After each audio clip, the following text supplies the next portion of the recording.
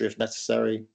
I'm putting the chat up as usual, so we can happy to, put anything into the chat as we go along. We'll try and engage with it, or I'll probably stop and ask if you get some discussion going at some point.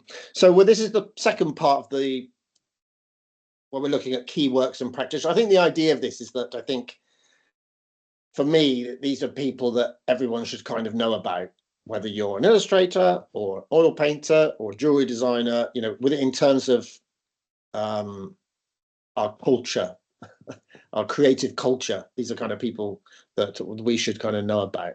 Okay, so this is the first part. Then we're going to have a break, and then I've got a little piece on ideas generation, which is quite short, but I think it's quite a useful thing for you guys to have a look at. So we'll look at that after the break. Okay, so we're looking at 2000, this millennium.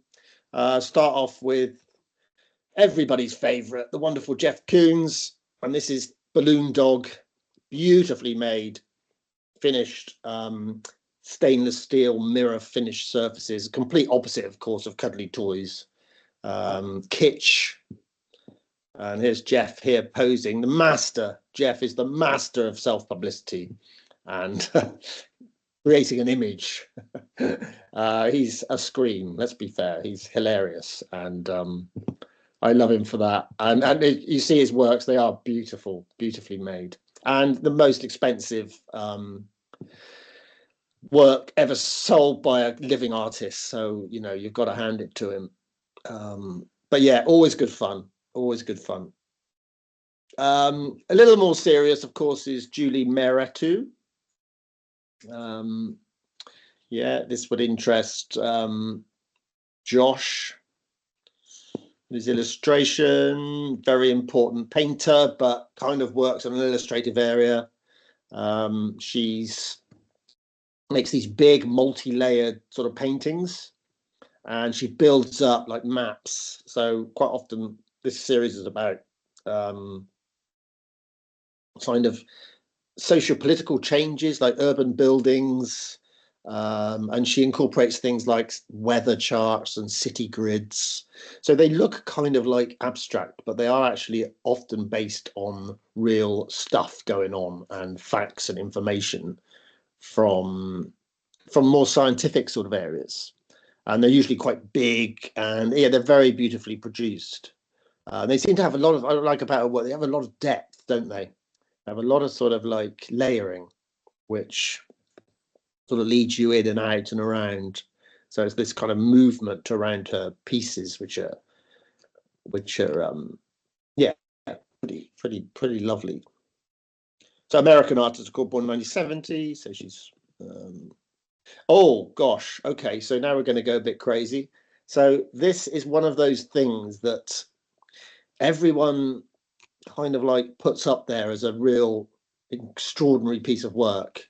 Nobody can really say what it is or can really get their heads around it. It's a huge thing. It's 5 feature-length films. There's sculptures, photographs, drawings, artist books. It's made over an 8-year period. Various collaborators with him, but Matthew Barney is a bit of a sort of crazy superstar of the art world, and this is his masterpiece, I suppose. I thought I'd just show you a little bit, and this is going to, from this website where the guy talks a little bit about it, and you'll see the sort of core ideas. I'm sure there are people who've watched all the films, but they're pretty bonkers. Okay, but anyway, let's watch a bit of it here.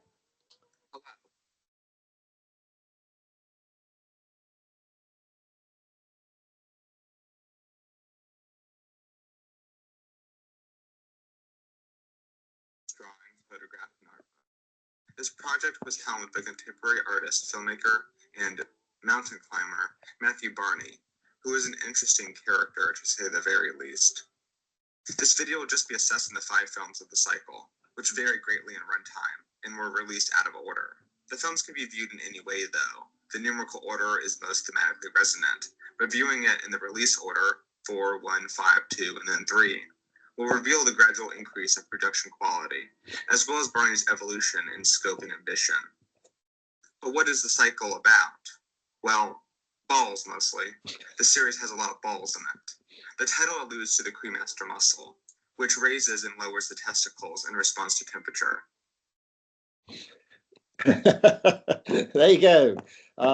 So yeah, it's the muscle, the cremaster muscle, which raises or lowers the testicles based around the temperature. So it's a pretty bizarre starting point, I have to say. That probably the weirdest starting point for any creative project.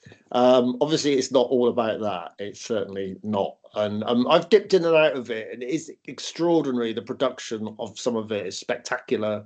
Some of it's just mundane as anything. Some of it's incredibly spectacular. Lots of actors and design. I mean, it's a bonkers piece of work. I encourage you all to have a little dip in if you can. It's quite difficult to see it because obviously he doesn't like people seeing it in low quality. So, but if you get a chance, yeah. Anyway, I thought it's important that you all know about it.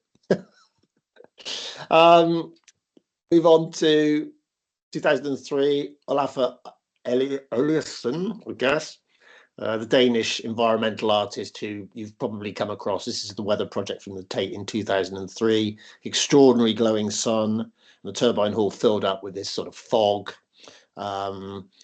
And a lot of his work kind of relates to air temperature, which changes the installation. So it's kind of interactive with the environment that it stands in. But he's constantly making important points about the state of our environment and climate change. So a very important artist. A bit less kind of understandable for me anyway is George Condo. But again, George Condo keeps cropping up as one of the most important contemporary painters. And he is a bit crazy, really, and a bit of a sort of likes a bit of controversy, and likes to sort of kick things, mess things up a bit.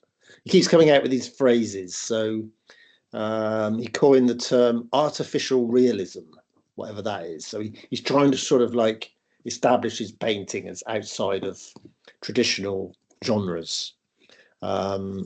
This is Dreams and Nightmares of the Queen. So he often uses contemporary figures and puts them in the old sort of like old master painting vibe. So he's combining old master paintings with contemporary figures. He's also called it psychological cubism. So we've got artificial realism and psychological cube. I mean, I think he's just playing silly games. I don't know what else to say. But his work sells for like millions, and he's collaborated with like Beyonce and people like that. So he's obviously a cool cat who gets in with the right people. But they're quite funny. But I'm not sure. Yeah. Anyway, another one. Okay, so another enfant terrible of contemporary art. Obviously, we'd have to have a Damon Hirst in his collection.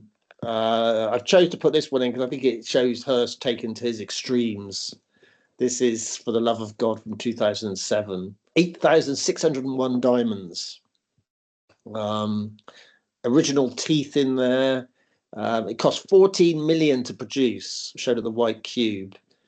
I mean, it's a comment on death, isn't it? Mortality of the viewer. It's mixing death with kind of fame and money and glamour. So it's making that sort of tension between those areas.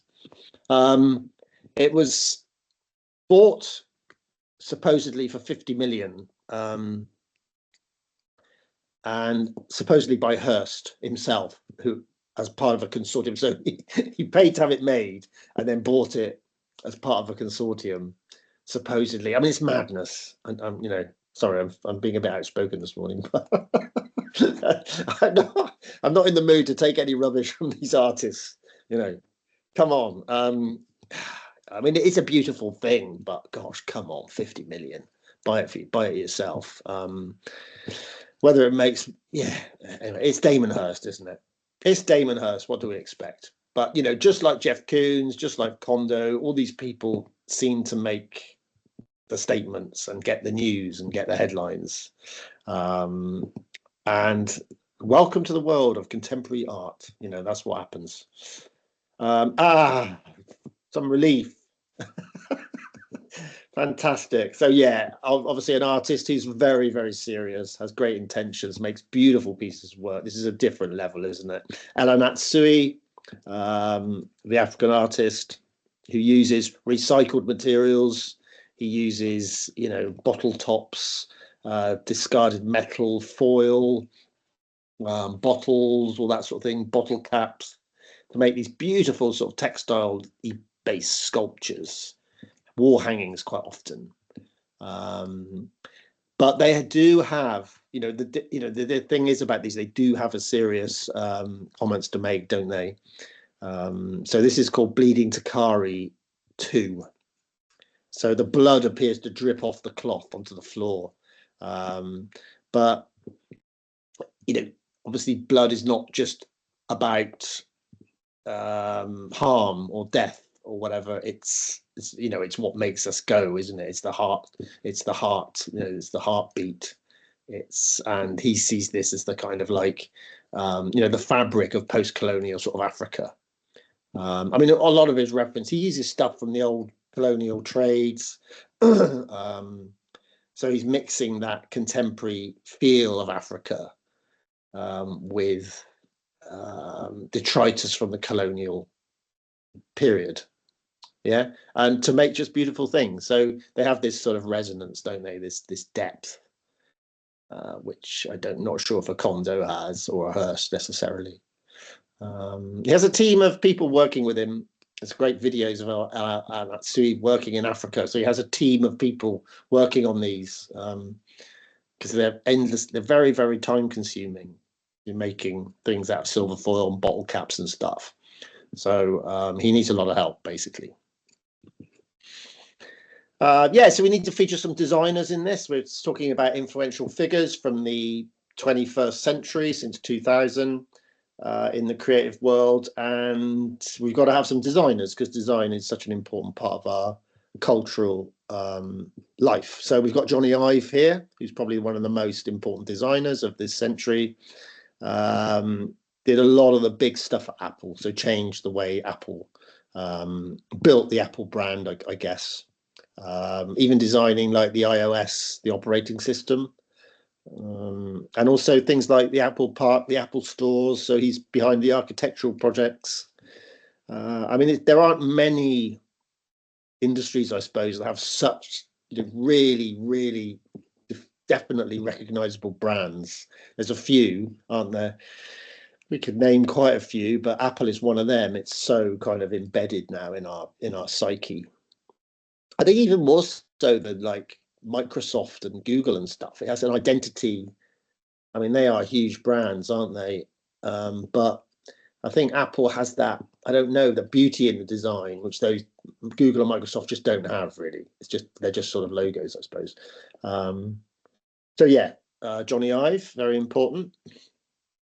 Ai Weiwei, we've got to have Ai Weiwei in here, the very important Chinese contemporary artist and activist, of course. We need to remember that he has been in prison. His work has been, has been confiscated. He's been exiled from the country.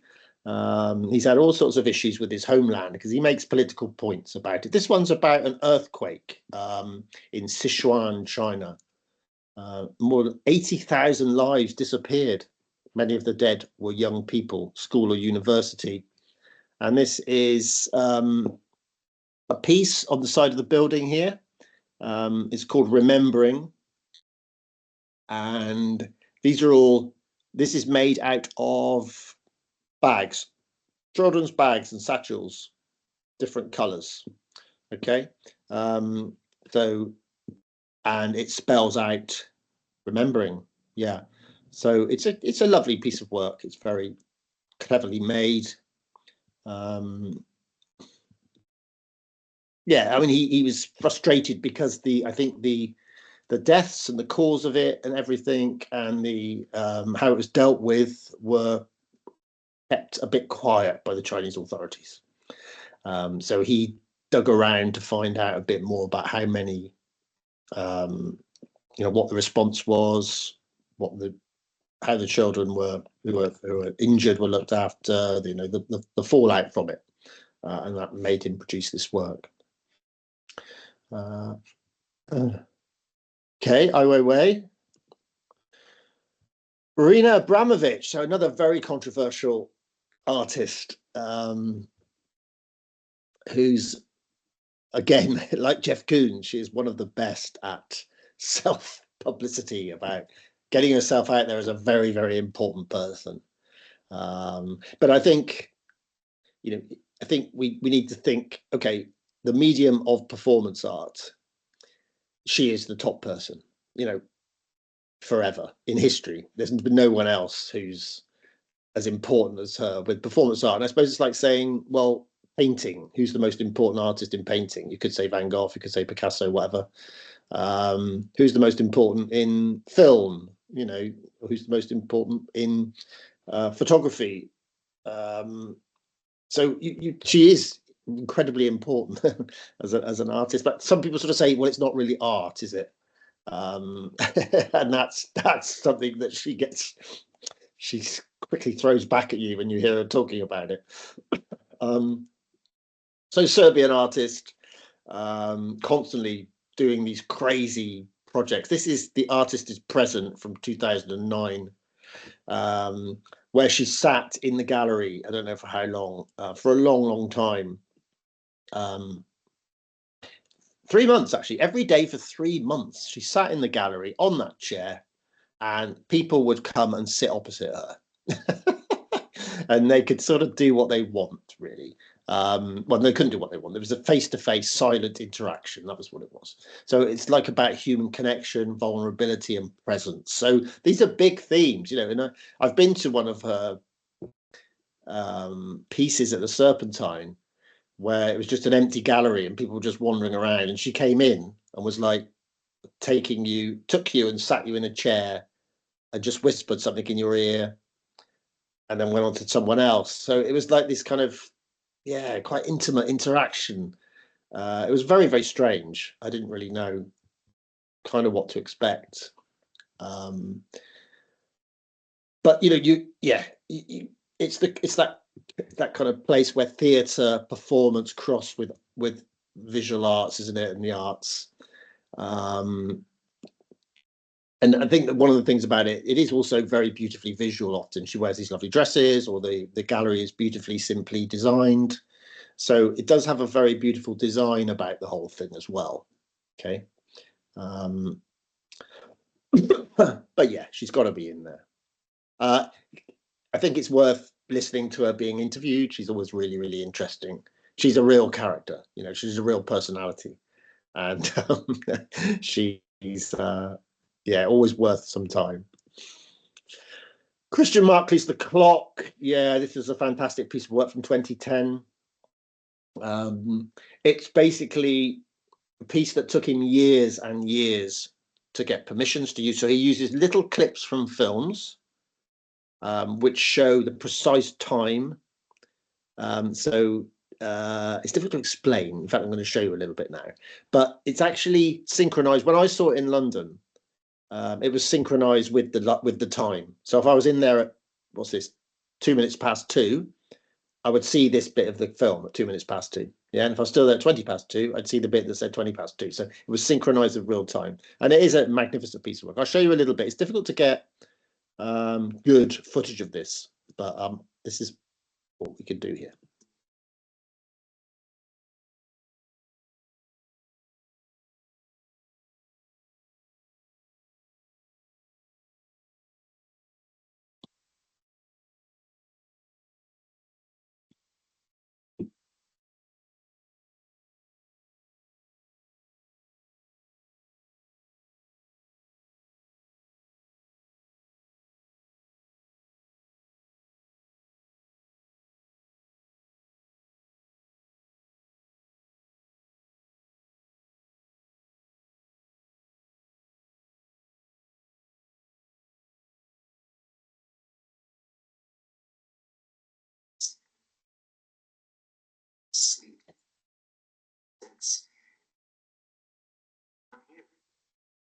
All set. So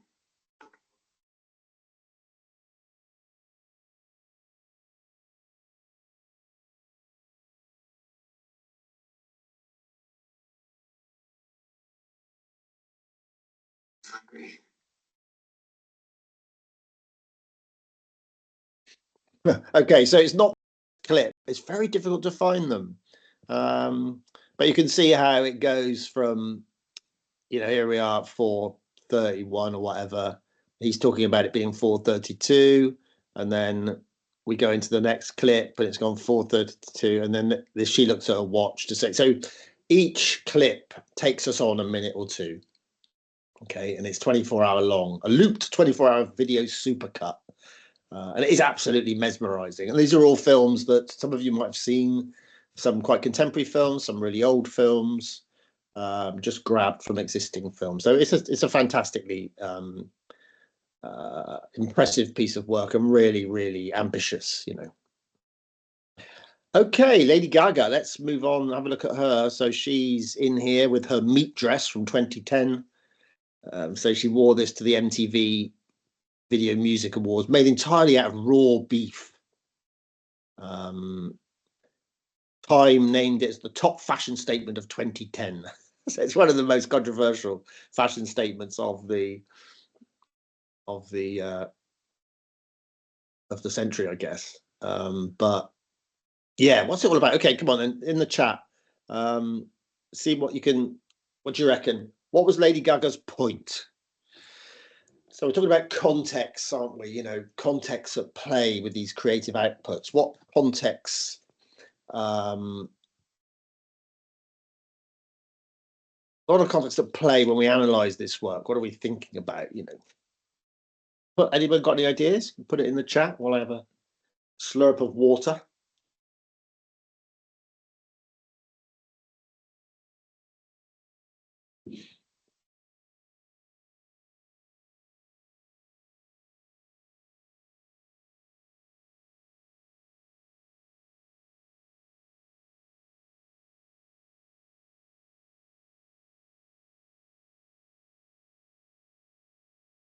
Yeah, that's a very good point. Well done, Amanda. Yeah, very good point. Is this much different to wearing leather clothing?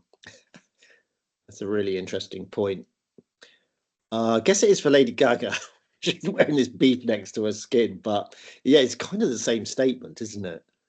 Wearing meat. Yeah, so it's kind of the same, kind of the same statement. But yeah, it's a good point.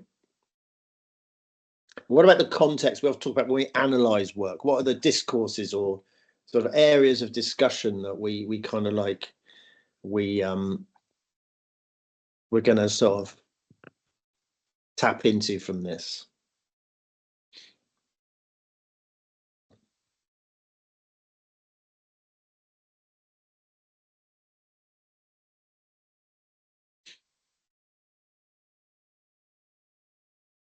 Anyone got any ideas?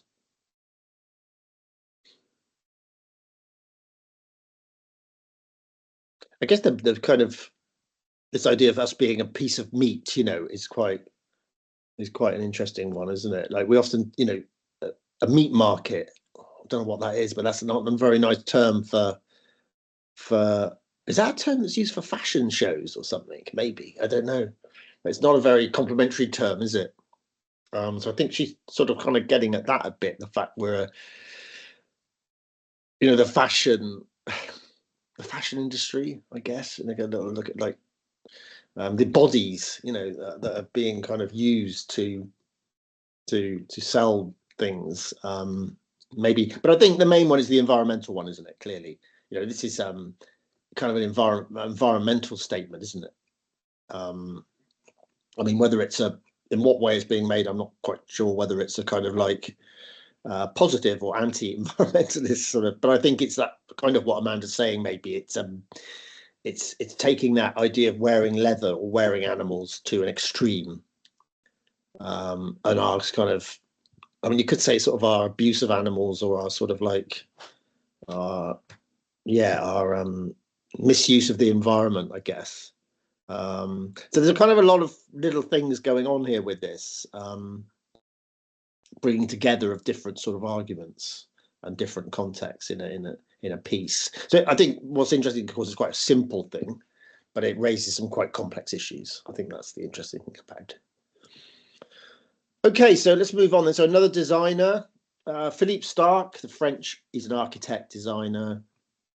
More known for, like, Johnny Ive is obviously known for his tech stuff, but Philippe Starck is known for consumer goods, which are mass produced. So not things that are too expensive or things that are, but things that end up quite utilitarian. And he uses some really interesting composites, reclaimed fibers, polypropylene, reclaiming them and reusing them. And this is the Alessi juice squeezer, which is a beautiful thing on the left, isn't it? It's like something out of a science fiction movie. Really great. And then the broom chair on the right, which is mass produced, cheap, and made from this composite. So it's kind of a nice thing, but also something that's really good in terms of environmental impact. Okay, back to the painters. So this is Anselm Kiefer. This is a piece called Velimir Chlebnikov from 2013. And Kiefer is a prolific German painter and sculptor. Enormous works, mixed media, uses straw, ash, clay, lead, shellac, all these materials with oils whacked onto the canvases. You can see how big they are. And this is actually a small one, I think, for Kiefer. I mean, it's absolutely huge scale work. His work is about heavy stuff, war, destruction, the complex history of Germany and Europe. It's all very heavy, the work, it's always very sort of like stuff falling apart or apocalyptic sort of scenes, but always worth a look. The amount of work he does and his team is just quite extraordinary. So if you get a chance to see a Kiefer show, do. Architects, of course, very important. Zaha Hadid, first woman to win the Pritzker Architecture Prize, and this is her piece in Azerbaijan. I mean, there's Opera House in Guangzhou, the National Museum of 21st Century Arts in Rome. The list goes on, but they're always very, very beautiful. Lots of beautiful curves, almost like sculptural objects. So she's a very important person to have in here, I think. And another one is Stefano Bori, who made this wonderful Bosco Verticale in Milan 2014. The aim of this building is to bring hectares of forest into the centers of the city. So the buildings have these trees, forest growing out of them. Tree-clad skyscraper, there you go, vertical forest. I mean, this is really groundbreaking stuff, isn't it? Again, an attempt to tackle some of our environmental issues with architecture. Beatrix says, love this. Yes, it is absolutely beautiful, isn't it? I'm not sure if it always, I don't know if anyone's seen it, but I'm not sure if it always looks like that or whether it still does. I'm hoping that it actually does continue to flourish. Yeah, I had to put Mark Bradford in, my favorite contemporary painter, I think. Abstract painter, American abstract painter, huge paintings like this. This is Amendment number 8. This is about the Bill of Rights. Okay, so his work often has some very political messages. They're beautiful canvases. They're often, you can see he's got the text from the Bill of Rights coming through underneath there. And this will be pulp of some sort, paper layers, rope, detritus from the streets. He uses a lot of collage. Well, this is collage basically, but it's with collage and paint, and he gets stuff from the streets. So he collects the old billboard postings, adverts, and he'll get them and he'll reconstitute them in. So he uses stuff of the street to talk about the city and living and urban living. And they're gorgeous, beautiful, big, great canvases. So yeah, any of you people are into oil painting or painting, don't know Mark Bradford, definitely take a look. It's very important. Cara Walker, also a political artist. We've come across her before with her big sculpture in Tate Modern. And this is a piece called The Marvelous Sugar Baby, or A Subtlety. And it's made out of huge polystyrene blocks covered in sugar. It's 35 feet tall, and it is passing comments on, again, colonialism, because obviously the sugar trade was a massive part of colonialism, made lots of money from lots of white, Westerners rich. Yeah, so she's making a little, but the woman is, she's making, I'm just trying to get this right a minute. The Sphinx is the mammy figure, the stereotype. She's working on the stereotype of the unsexualized black woman responsible for cooking, cleaning, and raising her white master's kids. Okay, so that's the thing she's playing off of here. It's contradictory and jarring, and it speaks to the way the African American woman has been historically miscast as one of the lowest untouchable classes. This is like, this woman is raised up there, covered in sugar. She's a really sweet thing. She's white. She's completely opposite black. So this is Kara Walker making some quite complex, very complex statements, really, about the histories of black people in the colonial times.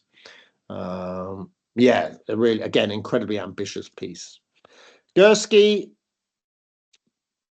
2016, this is Amazon, so these big, large-scale photographs. Comments on, gosh, the amount of stuff there is. And again, he does photoshopping, so he'll Photoshop things in, so it probably wasn't like that. You'll find some things repeated.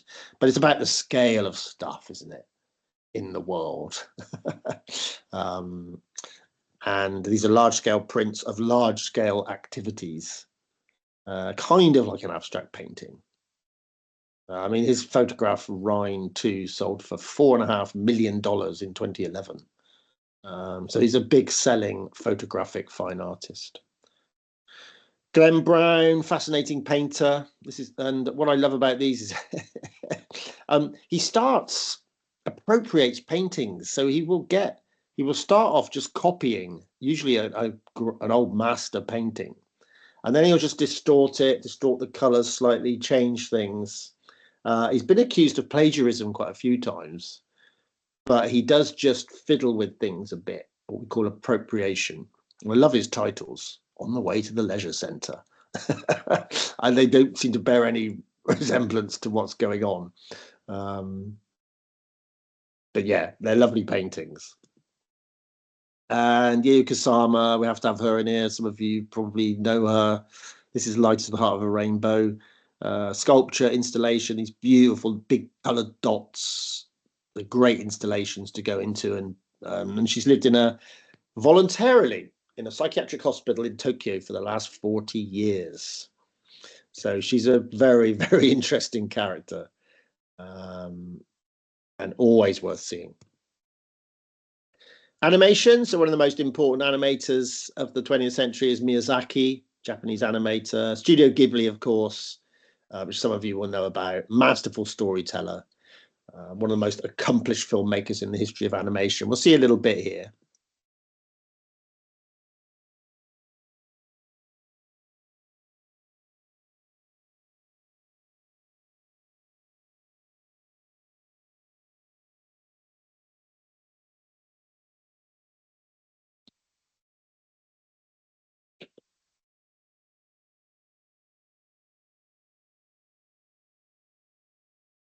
Yeah, great stuff. So you've probably seen Spirited Away.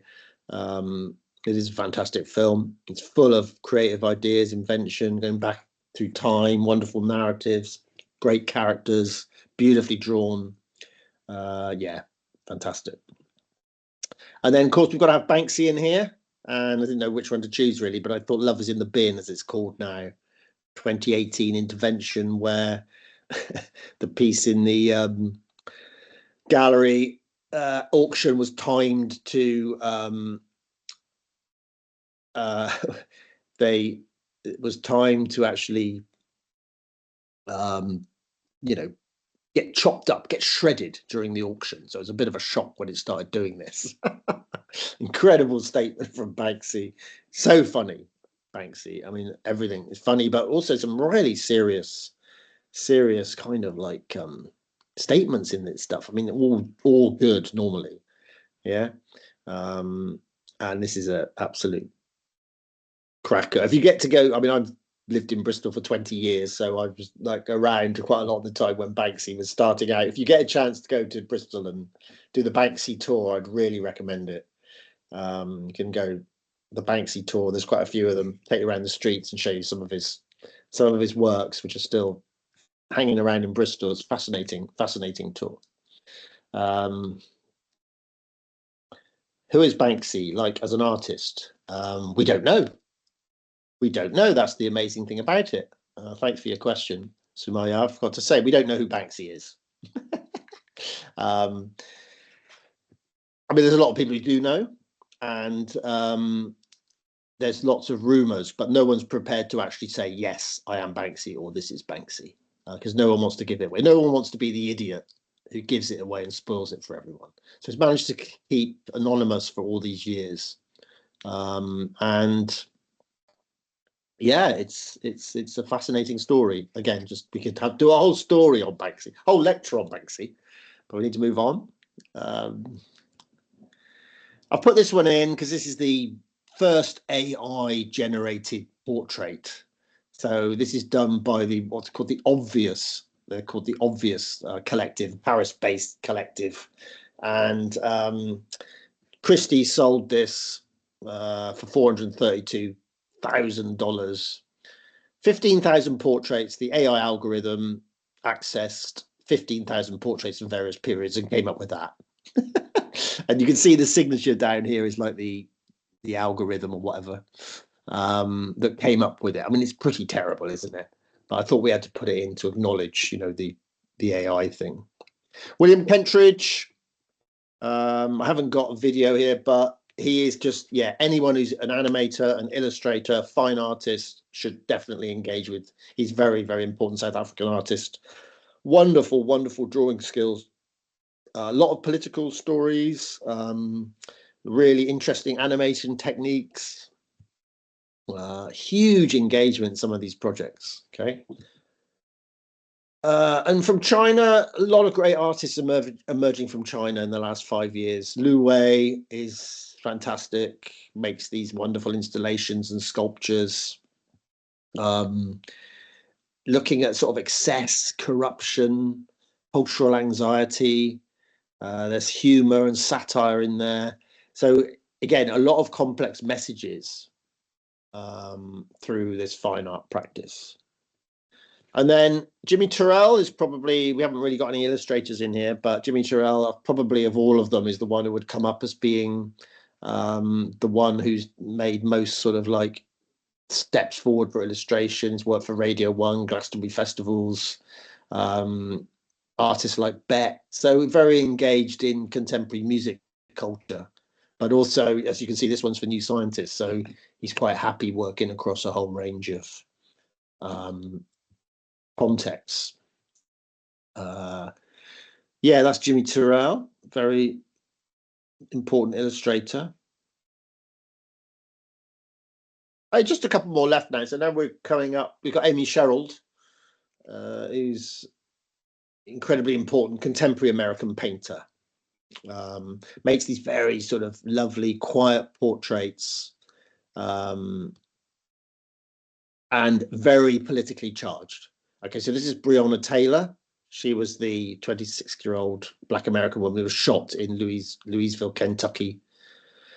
An awful situation where 7 people forced entry into her apartment as an investigation into drug dealing operations, and she was shot and killed. It's an absolutely horrific story. But I think the way Amy Sherald has chosen to paint her is quite extraordinary, isn't it?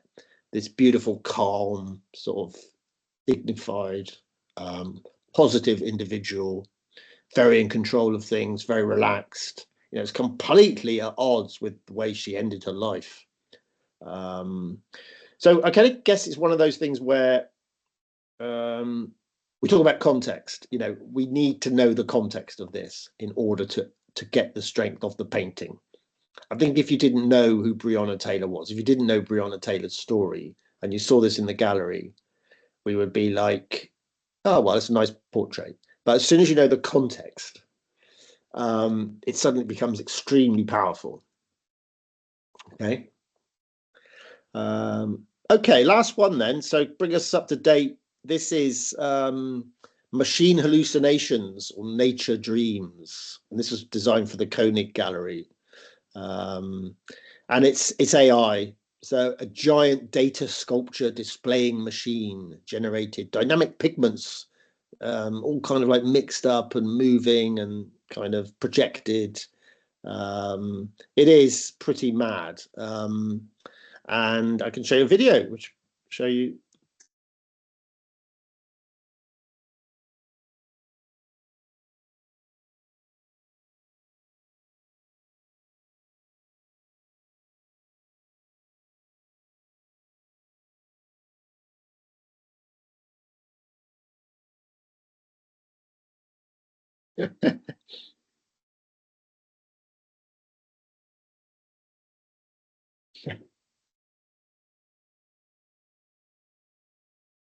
Yeah, amazing. The Myers said, that's crazy. My brain cells. I don't know if you mean your brain. That looks like what your brain cells feel like, or your brain cells are getting. Yeah, okay, that's right. But yeah, worth seeing again. It is just extraordinary. I know some people who've seen this, and they say it's completely fantastic. It's kind of it's sort of leaping out of the box at you, but then it's not, and it's that 2D, 3D sort of confusion that's going on. Yeah, pretty bonkers. But I think the reason I put it in because AI is how was it made? Don't ask me. Don't ask me. Sorry. Coding, yeah, probably. It's an AI thing. Oh, God knows. It's obviously very complicated. Um, I'm just trying to look on the notes. It doesn't really say how it's a data sculpture displaying machine generating data. It's a vast photographic data set of nature. There you go, which has been brought together and repackaged in this way. Anyway, I think AI is sort of pilloried, but it will come up with some beautiful stuff. There's no doubt about that. But I think we can all live together with our Mark Bradfords, our painters, and our Banksys and our AI. I think there's room for everything. So we shouldn't be too worried about it. Just use it if we can to produce interesting work. Okay, so that's brought us up to date a bit, 2022.